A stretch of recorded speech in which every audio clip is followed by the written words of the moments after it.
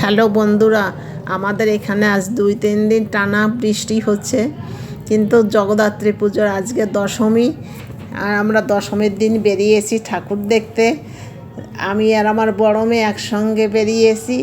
দেখো, আমাদের এখানে খুব একটা জগদ্ধাত্রী পুজো হয় না, ওই 2-1টা হয়, কিন্তু এই ঠাকুরটা আমাদের এখানে প্রত্যেক বছরই হয়। আমি যতদিন বিয়ে হয়ে এসেছি ততদিনে এখানে ঠাকুরটাই দেখি হয়, তাই আজকে আমরা এই ঠাকুর দেখতে যাচ্ছি।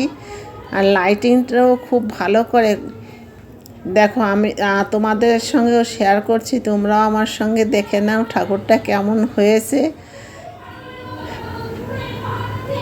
ভেতরের লাইটিংও খুব ভালো। আর আমরা প্রত্যেক বছরই আসি এই ঠাকুর দেখার জন্য এখানে। আর আমাদের এখানে দুর্গাপুজো অনেক ভালো হয়। আর শুনেছি চন্দননগরে নাকি খুব সুন্দর জগদ্ধাত্রী ঠাকুর হয়, কিন্তু আমি এখনও কোনো দিন চন্দননগর যাইনি। ভেবেছি একবার যাব চন্দননগর ঠাকুর দেখতে বা লাইটিং দেখতে। আর এই যে ঠাকুর দেখার পরে আমরা পাখার নিচে একটুখানি বসে আছি। দেখো, লাইটিংগুলো দেখতে কত সুন্দর।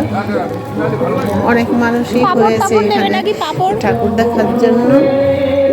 আর ঠাকুর দেখে আমরা চলে আসছি। পাশে কয়েকটা মেলা বসছে। এই মেলায় আমরা কিছু কেনাকাটা করছি। জিলিপি কিনছি, জিলিপি কিনে এখান থেকে নিয়ে নিচ্ছি আবার কয়েকটা পাঁপড়। এই পাঁপড় কেনাকাটা কিনে নিয়ে চলে যাব আমরা এখন। আমাদের এই পাশেই একটা কালী মন্দির আছে, এই কালী মন্দিরে চলে যাব। কালী মন্দিরে দেখো নাম সংকীর্তন হচ্ছে।